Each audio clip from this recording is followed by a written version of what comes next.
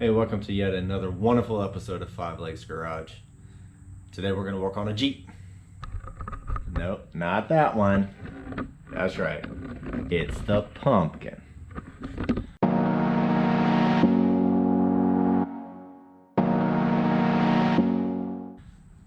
Alright, here in a couple of weeks we have a VTO day at work, which is a volunteer time off.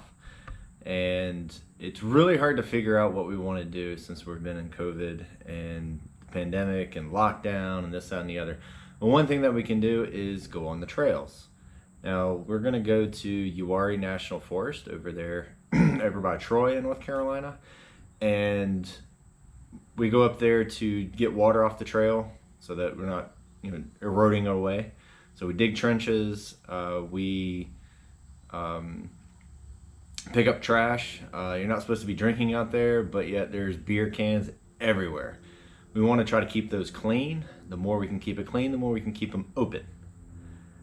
So what we need to do is we need to trail ready the pumpkin. And this is what we're going to do. I went up there, made my list of things that we want to do, and we're going to go through each one. So we're going to check some wheel bearings, we're going to check the tires, just see if they hold air. If you get out on the trail and you get a flat tire, changing a tire on a trail is easily done, but it's a pain in the butt. So we don't want to do all that. We're going to be checking all the fluids, front, rear, check for leaks, we're going to check fuel, we're going to check the brakes, brake lines, transfer case. I know that driving this around town, there is a little bit of the linkage problem with the transfer case. We definitely got to address that because we're on the trail. I've had it to where I'm going down the hill and I'm using gearing in the engine to slow me down instead of using my brakes, and it pops out of gear. Not cool. Not cool at all. So anyway, we're gonna go around and check everything off my checklist and get it ready for the trail. Now, most everything we're going to do here, it's not just for the pumpkin, it's for any vehicle that you have. So follow along and be safe. All right, so the first thing that's on the list is check your wheel bearings. Now I'm going to go all the way around, and the main reason why you want to do this here in the shop is you have a floor jack. Use the tools that you have. When you're out on the trail, you got to use the high lift. It's a pain in the butt, and actually if you actually had to replace this wheel bearing, just imagine doing that in a bunch of rocks and dirt and nastiness when you're trying to grease up a wheel bearing. Yeah, not cool. So I'm on the front wheel here, so you can just spin it. All right, I can hear the brakes grabbing a little bit. This does have manual brakes, and that's okay. Once it warms up, it'll be able to come around. So this one here, while I'm in the front, I can check ball joints. I can check tie rods. So check your tie rods, grab your tire, wiggle it back and forth. Pretty tight. You want to check your ball joints, top to bottom, pretty tight. Also, with this right here, it is a old style locking hubs. Make sure that your wheels, that you can lock your hubs. And then it's really easy to see on a Model 30 because you can just look at your shaft. Hey, look, it spins. And then you unlock it. Hey, it doesn't spin. Okay, so this one is actually pretty good. While I have it up, look around, check for nails, holes, anything. Oh, look, we got a stick. So anyway, this side looks good. I'll check the tire pressure before we leave. We're gonna be airing them down anyway, but go all the way around. Check them all. All right, so the next thing we're gonna do is actually take off all four wheels. We want to inspect other things that's in there, and it's just a lot easier when you get it out of your way. Let's get it off.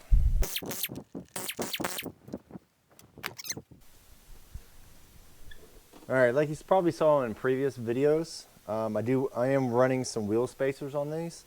I have anti-seize and all the lugs so that it doesn't bind up and it doesn't strip off and that type of stuff. I have seen it where guys, the lug nut will actually seize to the stud, and then as you're spinning it, it'll actually break away from the aluminum. Aluminum is pretty soft, If it starts to break away, you're just going to be spinning, and it's going to be really hard to get that tire off. So now you have your tire off. So you're going to check your brakes. Brakes are looking good. Make sure they're not disgustingly dirty, filthy, mud, whatever. We want to keep all that stuff clean. Look around your seals. Make sure they're not leaking. Look at your brake line. Is it able to free move? Is it bound up anywhere? If you turn it from lock to lock, is it going to get stuck on your tire? Is it going to get stuck on the suspension? Anything that's moving, will it get damaged? Now these right here are actually steel braided lines, and they actually are pretty good shape. All right, so while you're in here, grab yourself a wrench, put it on your suspension. Make sure they're nice and tight. Nice. All right, so I had, case in point, one of my leaf spring bolts is a little bit loose. Now it's not dangerously loose, but it's still loose enough for me to go back, and I'm going to grab another wrench and I'm going to tighten that down. So while I'm in here, this is a leaf sprung truck. Check all your leaf spring mounts, both on your shackle. Check your steering dampener bolts. Anything that there's a bolt and you can put a wrench on it, make sure it is tight. All right, here's a quick tip. Hand finger tight all of your lugs all the way on, and then don't forget to torque them. These are 1/2-inch studs. I torque them to right around 100 foot-pounds. You can look at the manufacturer, figure out exactly what they want. I just go by 100. It hasn't failed me in the past, so we're good. In my case, we got to do the outside lugs and the wheel spacer lugs. Don't forget those. And I think I told you guys before, when you use a torque wrench, don't jerk it. Most of the time it's a lot easier just to push down on it slowly until it clicks.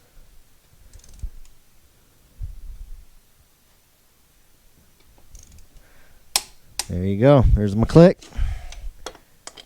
Always go crossways. All right, so now we're underneath the hood. Some main things you want to check. One being your coolant. Do not open this while it's hot. You should know that one. Check in there. All right. Now, things you want to check for your coolant. Make sure it's the right color. If it looks like a milkshake, you got a problem. Don't take your truck out. If it has a bunch of rust shavings in there, you might want to flush it out before we get out there, because something in your engine has corroded or whatever, and it needs to be flushed. Next thing you want to check will be your engine oil. You can pull it out, and it's just a standard check. You have lines on your dipstick. One says full, one says add. Also, look at the coloration. If it is really black and really nasty, change your oil. If you can smell it, and if it smells burnt, change it. Just make sure that it is all the way full. Now look at your manufacturer to make sure that you have the correct type of oil, because if it is too thin, then you lose pressure. If it's too thick, you got too much pressure and it won't get to all the bearings. All right, next thing you want to check is your overflow for your coolant. Just make sure that that is up. If you have a liquid battery, then check your fluids on your battery. A lot of them nowadays don't have the capability of checking them. They're pretty much sealed. Just check it. This one here is actually an Odyssey battery. I can name it. It's a gel type, to where I can actually mount it in any direction I really want to. Now this is a small battery, but it does have quite a bit of a punch to it. My plan is to actually put it up on its side and put an additional one next to it. So I'll have one dedicated for the engine, and I'll have one dedicated for accessories, lights, winch, everything. So we're going to separate those out. I'll have another video on that, on how we're going to do it, because we do want to have it charged from the alternator over to that. Which, that's another thing you might want to check, is make sure that your alternator is working. We can We can go over that a little bit later, maybe on another video. But what else you want to check? Brake fluid. All right, let's take a look. So we want to check our brake fluid. Now this one, it's a 1980, and it does not have power brakes. It is strictly manual. You want to take it off real easy, check your levels. It looks good. Also, while you're in there, check your color.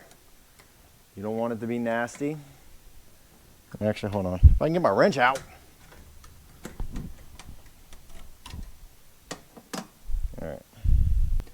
Alright, so if you look in your bottom of your reservoir,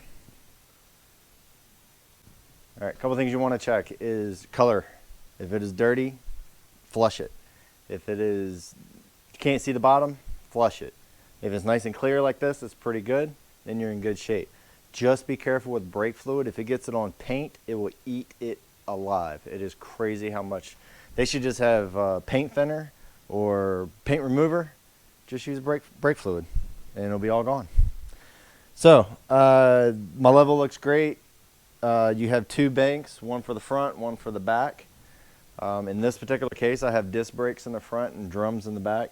So those are completely different valving. That's why we have two different bowls in here. That, and if you lose one brake line, you still got the other half. So it's a safety thing. All right, so this is a manual. So most manuals nowadays have clutch fluid. This one does not have clutch fluid. This one is a manual Z-rail type of system for your clutch. And that's the reason why my left leg is a whole lot stronger than my right leg. It still pushes in pretty easy. It's not that big of a deal, but I don't have fluid to check. But I do have power steering on this baby. And now let's check power steering fluid. So the power steering fluid will be right down here. I can get it out. So if you look up here, you got a hot and then you have a cold. All right, so if you look at where your line is, if it's cold, if it's at the add mark, you want to add some. I'll probably add a little bit to this in a few minutes. And also, if you're going to need to add any brake fluid or power steering fluid, look it up. Each vehicle is a little bit different. My BMW had to have special brake fluid. I couldn't just go up to the grocery store or the gas station and go, oh, I'm low on fluid, let me just throw some in. Yeah, it needs special stuff. It's another reason why I got rid of it. But this guy here is, I believe, is a .3 for the brake fluid, and just regular, good old-fashioned power steering fluid for this, because it is it's old. So that's about it. What you really want to look. Oh, yeah, I almost forgot. Also, check your air cleaner. So you kind of look at your air cleaner. This one's fairly new. We're in good shape, so we're good there. Make sure there isn't any other obstructions or anything like that. All right, so that's about it for underneath the hood. So I'm going to get my creeper out and show you underneath and all the stuff you need to do there, because we're not done yet. All right, so now we're going to crawl underneath to check all the stuff from underneath. All right, so this is going to be front diff, rear diff, transfer case, transmission, check for leaks, fuel leaks is a very important one. So let's go. Okay, so we are at the rear diff. That right there is, well, the plug. Let's see if I can get my arm over there.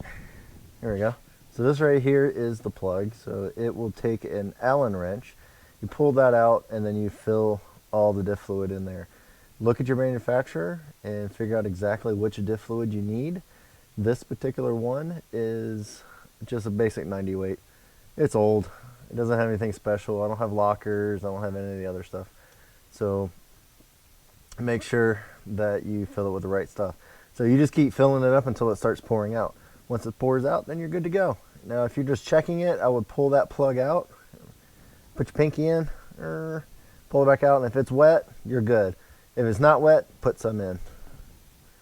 Also check for leaks. Looks like this one is leaking again, which is a pain in the butt, but that's okay. I have something for that. I'll show you here in a second.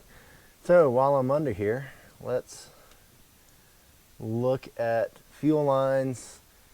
We got the fuel filter. I don't see any leaks. a little bit of grease, but other than that. So I know the transfer case does leak. Not exactly sure from what, but it's okay. So down here at the bottom, if you can see that right in there, that will be your drain plug. So you can pull that out and drain everything. And then up here is your fill plug. So you're going to pull that out. It's the same thing as the other. You keep filling it up until you feel it with your finger.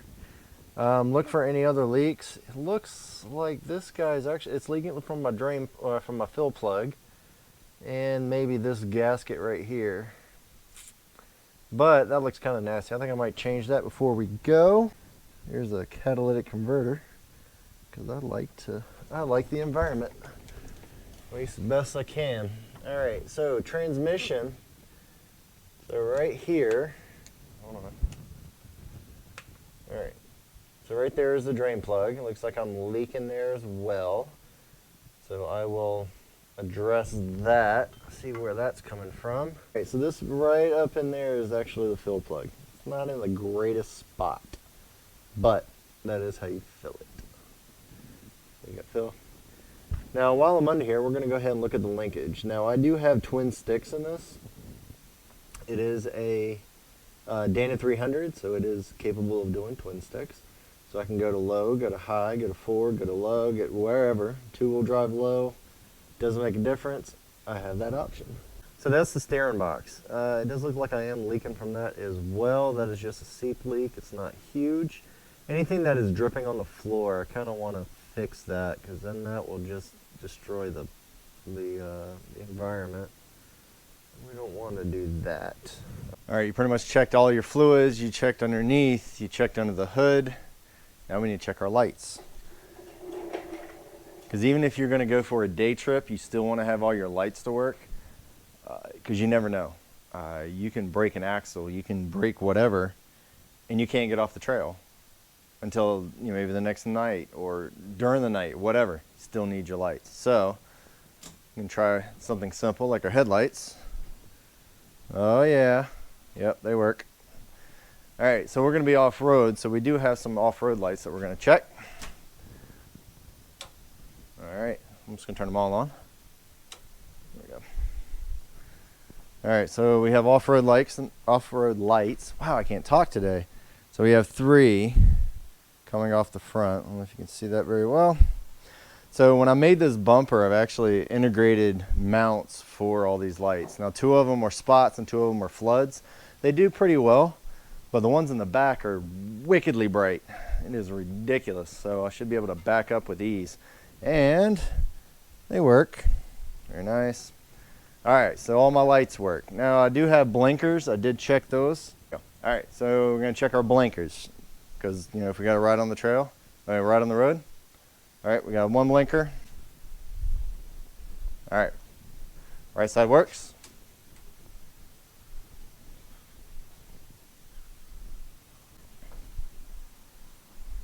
All right, looks like my blinkers work, so all my lights are in good shape. All right, turn that off so I don't kill my battery. All right, so you checked all your lights. Well, let's just say you do need to get recovered.